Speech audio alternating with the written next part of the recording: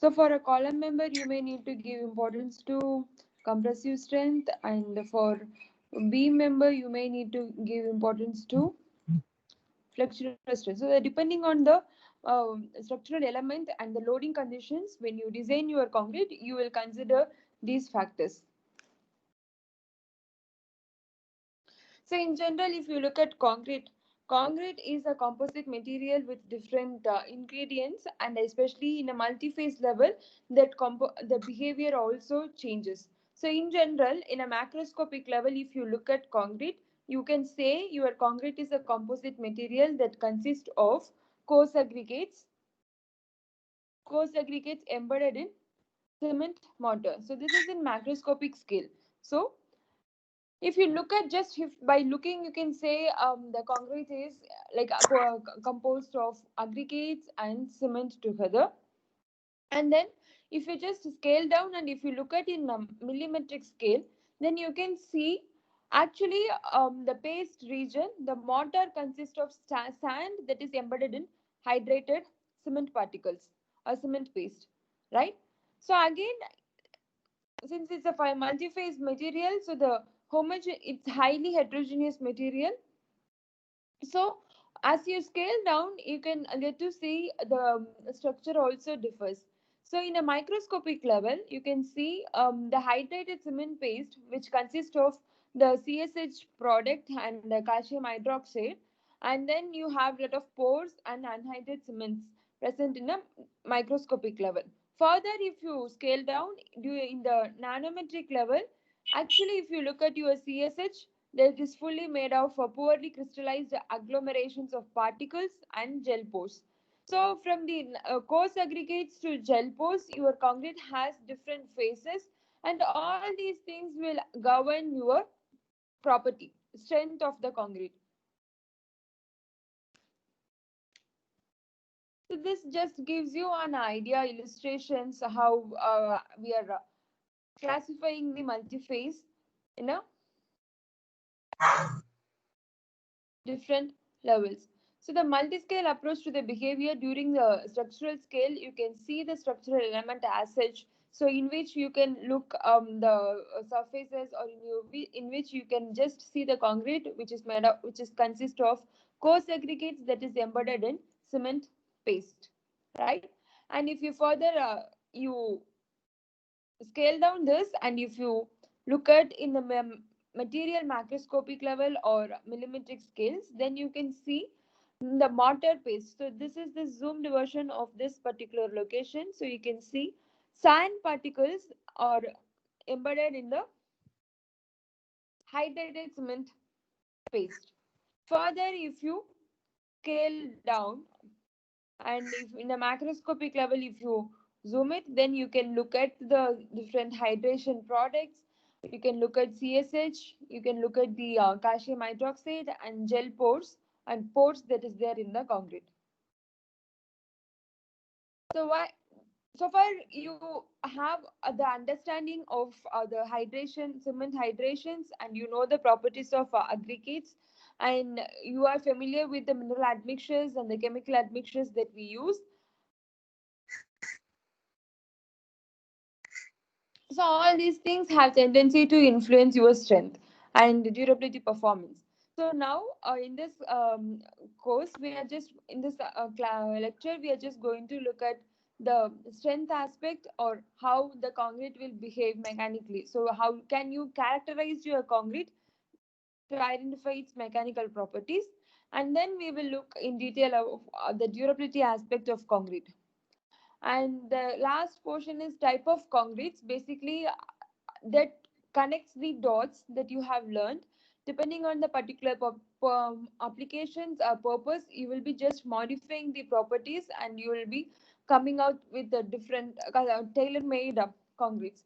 Okay, so that I'm planning to give us an assignment. So I'll split into groups, and you can work in a group and you can produce a report, and then if time permits, we can have a quick presentation for 5 minutes.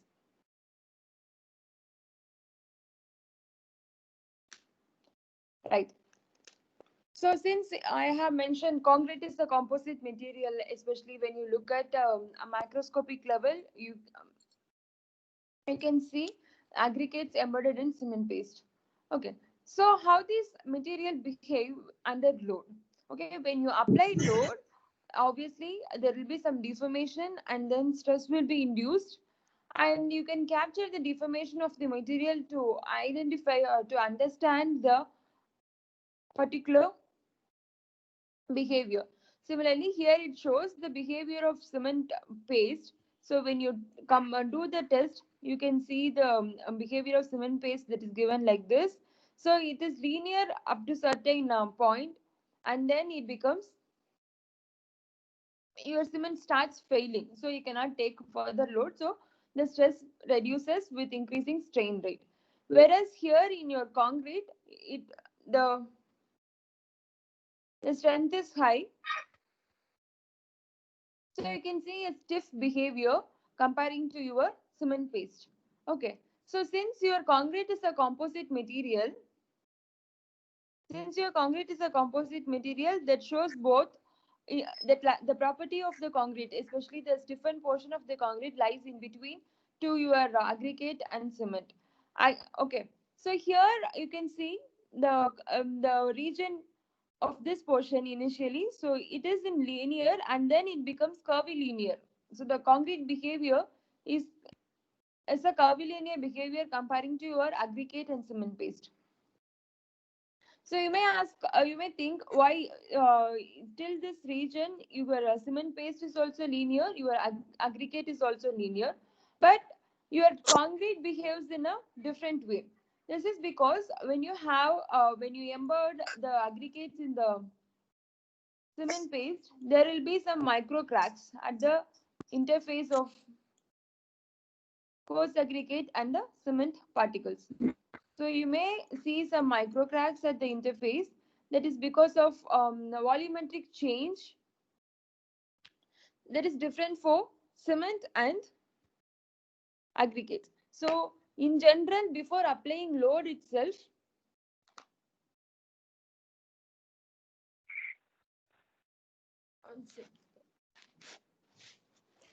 before applying load itself, you will have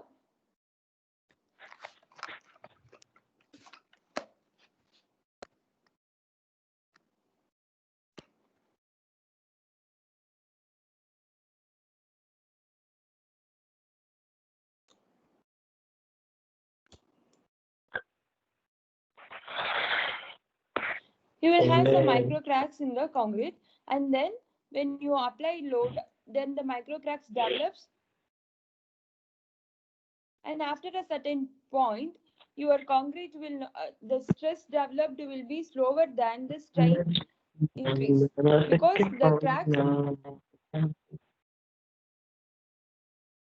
the cracks starts developing, so that may reduce the stress. So I will explain this process in detail in the coming slides. So that's why you have a different behavior for concrete comparing to your aggregate and cement paste. So this is tested only if you test aggregate, your aggregate will be very stiff, and if you test only your cement paste, you will get this behavior like this. So when you, so these all materials that you are going to use in your structure. So when you are using in your structure, you will be designing the components and the elements. For designing, you need to have material properties. So in that case, most often you want your structures to be in elastic condition, so that if there are any failure or if there are any deformation, by removing the loading conditions, you can get back to your original phase. So elastic properties, that means the stress is proportional to strain. Okay. So here, basically, when you have your concrete like this region where your concrete is linear, sorry, this curve is not linear, but you assume this portion is linear. So in that case, your material is under elastic conditions when you have your stress and strain in x axis. When you have linear region, so that indicates your elastic portion. So after that you will have some deformation which are permanent. So during this phase, when your material is under elastic condition, when you, by unloading the case, you can recover your deformation. So most often nowadays we design for this elastic conditions. You want your structure to be in elastic state, safe conditions, safe design. So you want your material in your structure to be in elastic state, so that if there are any deformations, that will help you to get back or fix the problems. But once this goes beyond the elastic stage is exceed, you will have permanent deformations. So in that case, you will have some residual deformation even if you do unloading. Fine. So here most often we do the slope of this basically represents the E value, elastic modulus. Fine. So basically that elastic modulus E is the ratio of stress and strain. So here your Hooke's law plays role where stress is proportional to strain during in its elastic conditions.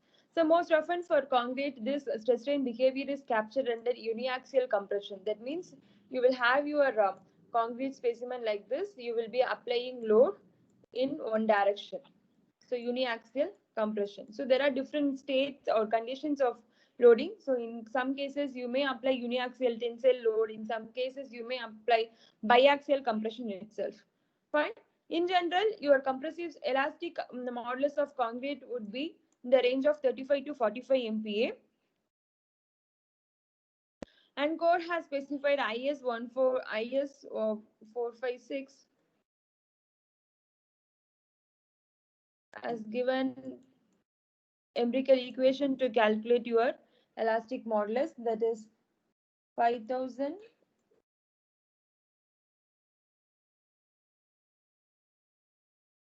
root FCK. So by using this formula, you can capture your elastic modulus. If you cannot do testing, so ideally for a particular design, you have to test your material under, or you have to test your concrete under uniaxial compression to get the elastic modulus. In some scenarios, if you cannot do such testing, then IS code has specified values. You can use this equation to get the elastic modulus of your concrete. Another elastic property is that Poisson's ratio. It is basically when you apply load in the axial direction, the material has tendency to deform laterally also, because first it will deform axially, and then after certain load condition, there will be the deformation will be significant, and then lateral deformation will also be induced. In that case,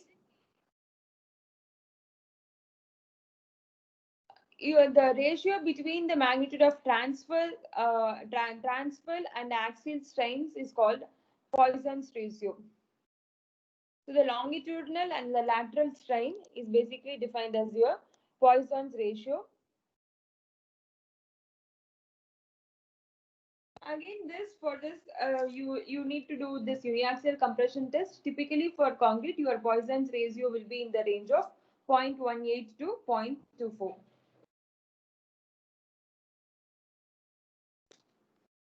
So there are some factors that can affect your composite reaction between the cement and aggregate. So basically the bond between the cement and aggregate. So you know the concrete is a composite material where your aggregate or ingredients are binded together. So you have your coarse aggregate, you have your fine aggregates, and then you have your cement. All these things are binded together, and then you have your concrete. So since these are binded together, if you pull or push, or if you try to separate, the bond will be deformed and these things will come off easily. So that's why the concrete is poor in tension behavior. The tensile strength of the concrete is less. Since these are binded together, if you compress, it can take more load and the bond will be connected. So in that case, the concrete is good in compression. So this is the concept behind why concrete has a good compressive strength and it is weak in tension. So all these things depends on the cement concrete aggregate bond, and there are certain factors which can affect cement aggregate bond eventually that will affect your strength of concrete. First, The shape and texture of porous aggregate, you know how the shape and structure of porous aggregates affect the cement aggregate bonding. So if you have a rounded shape aggregates, then it will influence in a different way. If you have a flaky or elongated aggregates, then your the interface will be affected significantly. This is because when you have, for example, I'm just drawing like this to under for your understanding. So just assume this as your aggregate surface. So when you have your aggregate surface like this,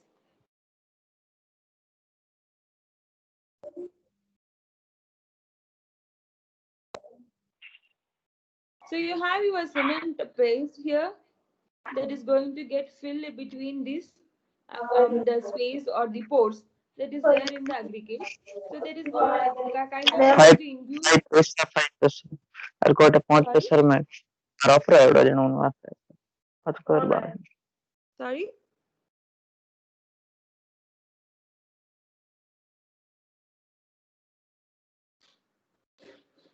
Sorry ma'am.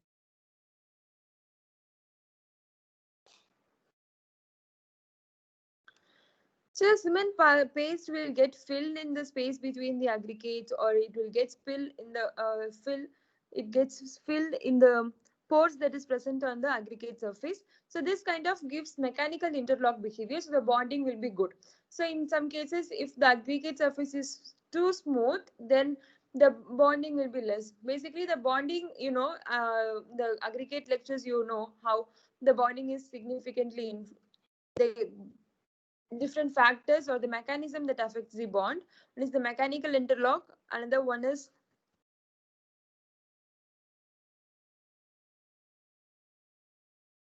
mechanical interlock, and then you mechanical interlock, and you have friction, and you have adhesive properties.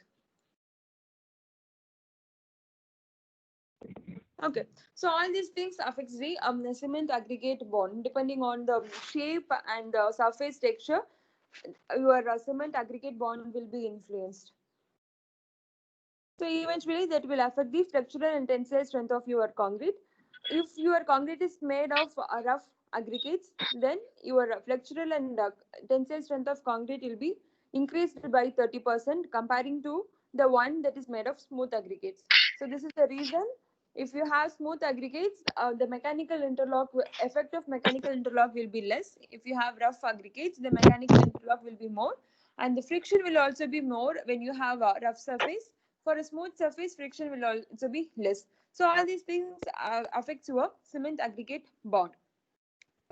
And then vibration of aggregate is important for bond strength, because the air voids that is present in the concrete or at the interface between the aggregate and the cement, so that will eventually weaken the interface.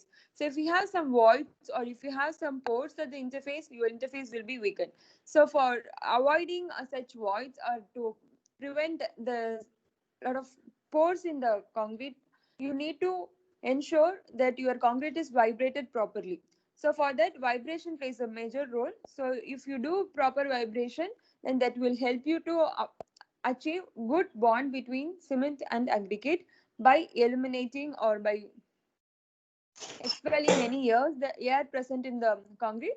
And compaction or the vibration ensures a good dense matrix, which also helps to prevent pores. And another factor is that the water absorption by aggregates. Okay, so the process of water absorption by aggregates improves bond. Porous aggregates have an excellent bond with mortar. So that is the reason when you have pores, then the mortar that has tendency to fill the pores. So when you have when the pores are filled, then that forms grip at that region, so that your bond will be good in that case. And some aggregates that are react with cement, and again the reaction between aggregates will help you to achieve better bond. So those are some aggregates like limestone. So that has tendency to react with your cement, so which will result your which will give you a better bond. So you will achieve better bond when you use your limestone. And now this is the plot that indicates the stress strain curve for different types of aggregates that we use in concrete. Okay, so with the strain curve at 28 days and different types of aggregates used in concrete. You can see the microstrain level given here, and E ranges is basically varies when you change your aggregate type. So the lower E value will be obtained when you use the granite, and higher E value will be obtained when you use limestone. Why? Because that basically depends on the strength and stiffness of aggregate, right? So if your aggregate is stronger, then your concrete strength will also be higher, right? So if you use stronger aggregates, you will have higher E value. So if you use stronger aggregates, you will have higher E value. And as strength increases, the strain, ultimate strain will be reduced. So that's why for a same strength level, the strain will be less for, so you can see for a same strength level, the strain will be less for different aggregates. Okay, so here also the strain will be less for different aggregates. Typically for concrete, we design it for 200 microstrain. So the failure strain will be considered as 200 microstrain. In some cases, in analysis, we use 350 microstrain also. Right, but most often we limit to 200 microstrain. So in that case, if your elastic value differs, then at 200 microstrain, you can see the FC range is also different. So here you can see for both from 80 to, you can see increase in about 100. So it basically represents when you change your aggregate type, your strength will be significantly changed. So the aggregate type has a larger influence on compressive strength than an elastic modulus, especially in high strength concrete, because your aggregate type governs the elastic modulus and then strain behavior. So while choosing aggregates, you have to think of all these factors, how your concrete property will be influenced when you use particular type of aggregate. Other than that, there are other factors which could influence your strength. So here you can see the end restraint between specimen and loading pattern. So generally when you do testing, so always it is not like whatever that value that you are obtaining from your test is the actual strength. It's not in always the case, because there are factors which could affect during the testing itself. So this is one such example which shows that the test machine itself has an influence to affect the strength. So here you can see it's an example where you have kept your concrete specimen. It's a cylindrical specimen and it is kept on the testing machine, and here is the loading plateau, loading platen. Okay, so your load will be applied here, and that depends again between the friction, how smooth the platen is, how smooth the surface is. So if the, because when you apply load, the friction will be developed. So increase in friction on the loading surface will result in higher maximum load. So note that this higher load is not only the function of this concrete material that is being tested, but also a function of the loading pattern that was used. So in that case, care should be given to select a proper loading pattern so that the strength will not be significantly affected. That will help you to get the actual and appropriate strength from the test results.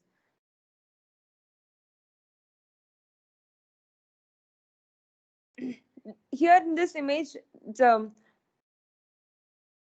close up like elemental section of the specimen, so which illustrates you to understand the stresses acting on the particular section.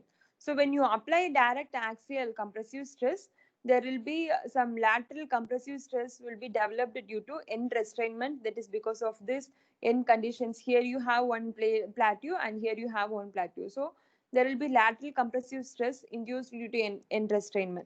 So in that case, the friction at the interface has an influence to affect the behavior.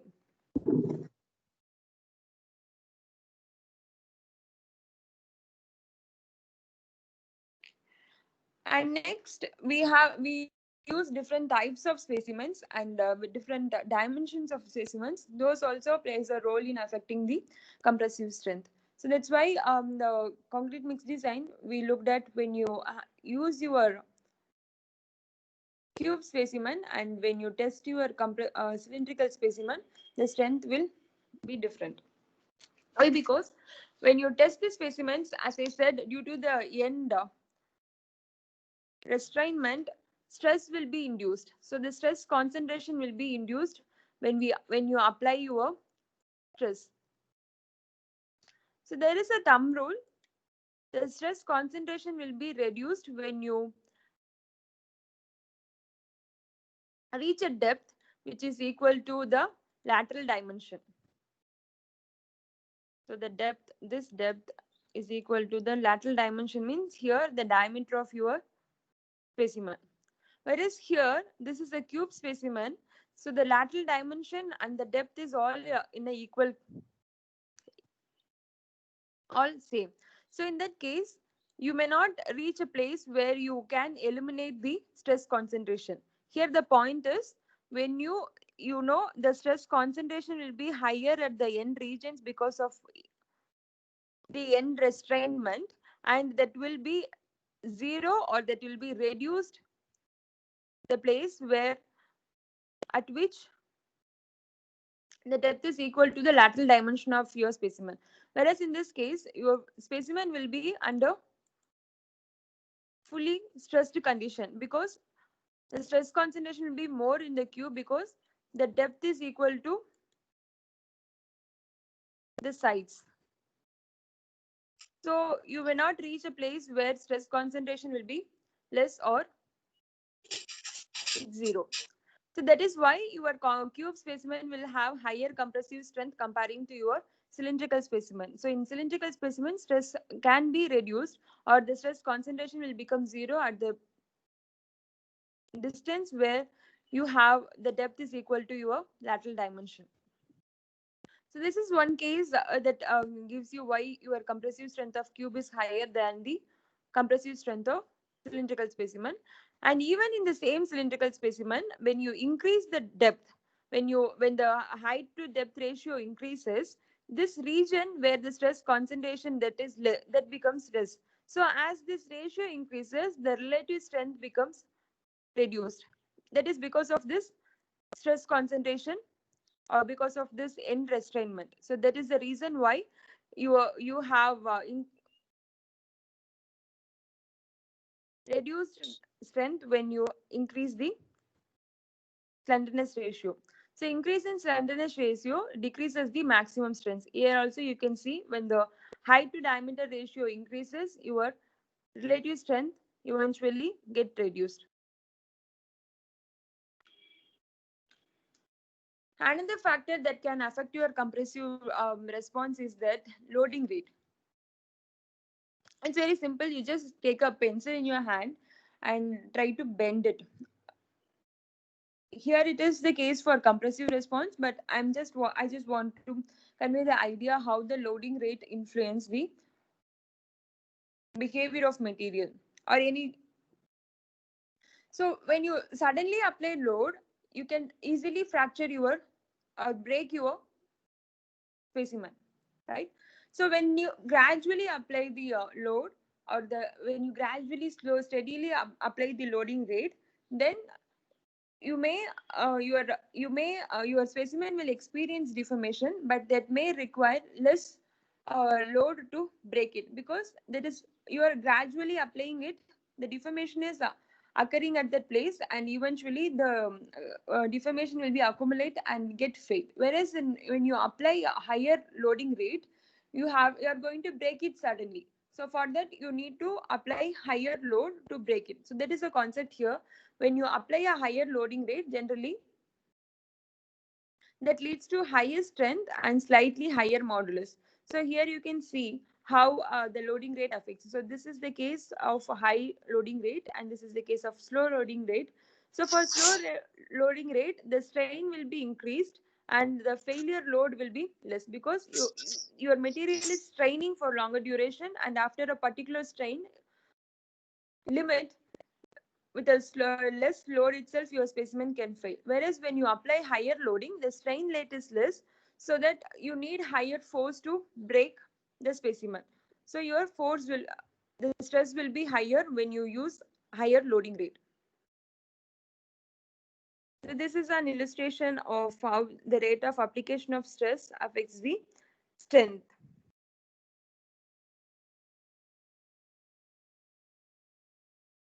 So as the loading rate increases, your strength is also increasing. And when you have less loading rate, your strength is less. So to avoid these things, because when you do today at a higher loading rate and when you do the testing tomorrow at a different loading rate, you will end up having two different strengths for same concrete mix. So core has specified some values to be used so that your variation can be controlled. So core has specified for a concrete for this particular size of specimen, you can use the loading conditions. So you can follow those loading conditions to obtain more uniform test results.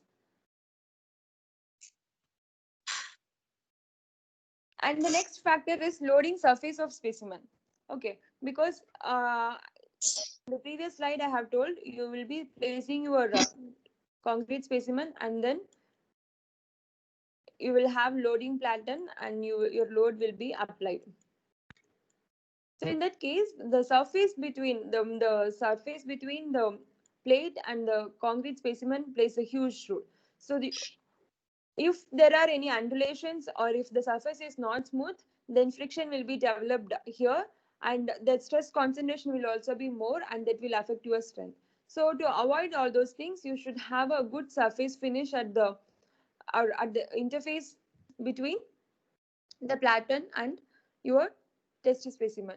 So the surface of the specimen that are placed under load should be parallel to each other and plane, the loading plane, the platen also. So to obtain the smooth finish, you should use good quality ridged molds. So in that case only you will have a good smooth finished surface. In some cases, for cylindrical specimen, we end up using this sulfur mortar or any capping. So you will have your cylindrical specimen like this. Most often, while demolding, some surfaces may get damaged or some undulations may occur while demolding it. So that our surface will not be in a good condition most cases. So to get a good finish, you will end up using this sulfur capping or mortar capping, so you will achieve a good quality finish. That way, that will not affect your test results. A suitable capping is required, and failure of capping before the test specimen must be avoided, because the capping should be cured properly. Because typically, when you do sulfur mortar, when you use sulfur mortar or when you use gypsum, in some cases gypsum also used it for capping application. So in that case, your material should be, the capping should be good and strong so that it can sustain at the end of the test specimen. The point is your capping should not fail before your specimen fails, because that has tendency to affect your test results. So in some cases, if you do not rely on this capping, because when you do capping, you should do the capping properly, and the capping should not get damaged or it should not get detached from your concrete surface. If for higher strength concrete, if that is not possible, then you can cut the surfaces using a proper tool, so which can give you a smooth finished surface.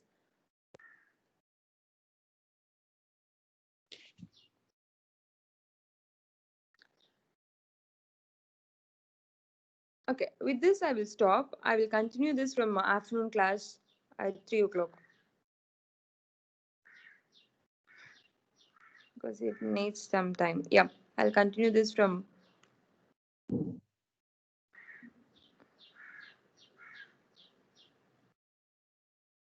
Yep. We can meet in the afternoon 3 o'clock. I will continue from the class.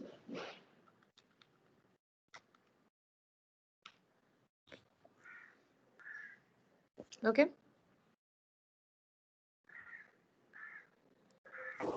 Okay, ma'am. Yep. Thank you.